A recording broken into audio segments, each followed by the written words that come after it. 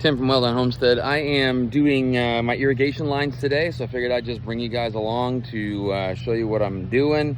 Irrigation is not difficult. It actually tends to be relatively easy.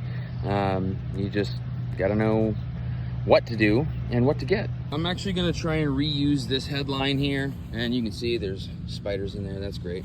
But what you want to do with this is a 15 psi.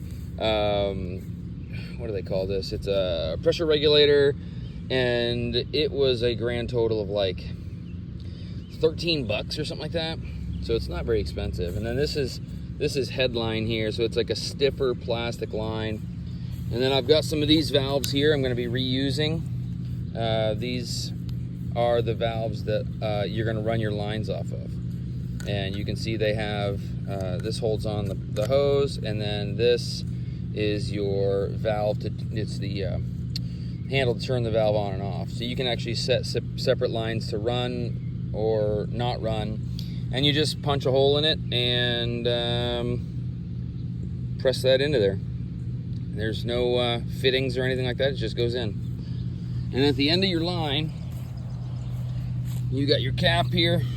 Again, you're just gonna, you don't have to do any glue or anything, it's a press set kind of thing, and you just press it on there and you're done. So I'm gonna try and reuse as much of this as I can, just simply because I'm cheap.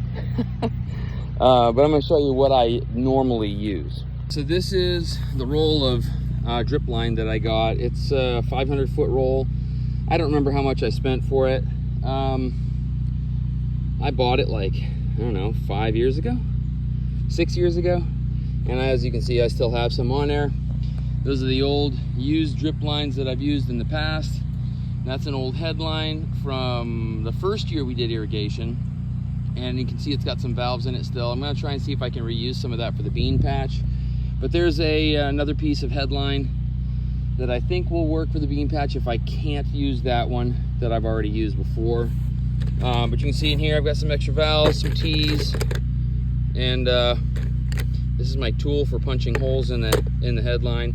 I had a tool that I bought for it, but man, you know how that is when you have kids and you have a tool, it usually ends up disappearing.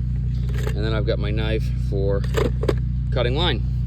What you're gonna do when you're checking your drip lines that you've used previously is just make sure they're not torn up and they don't have big gaping holes in them or anything. You still want it to drip, obviously, so just making sure there's no major holes in it, because if there is, then it's not going to hold pressure and it's just going to pour out of that spot.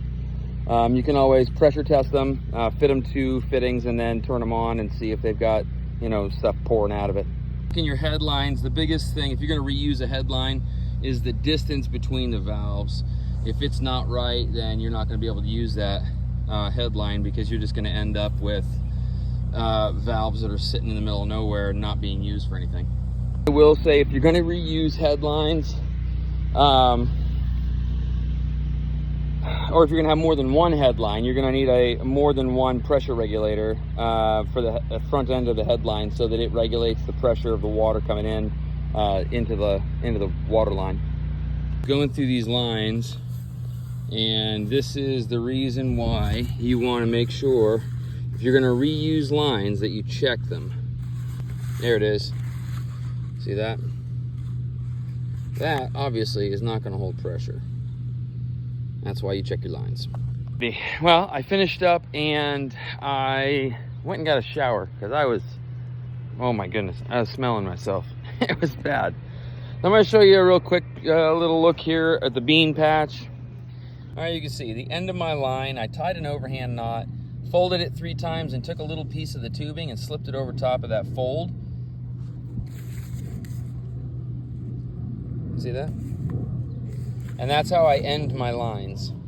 Run them alongside the bushes. These are bush beans. And then into my headline here. There's my valve, next valve, all the way down the whole line there. The last thing I got to do here on this headline is I need to get a coupler that will fit. It looks like that. So that's what I've got to get. This piece here attaches to like a compression fitting onto the headline, and then it screws into your pressure piece there. That's it, and it's ready to roll. I've got 3 headlines on my garden because I got 3 different zones that I'll be doing, and all the lines are run. All of them are capped at the ends. Just got to get those pressure fittings and I'm done.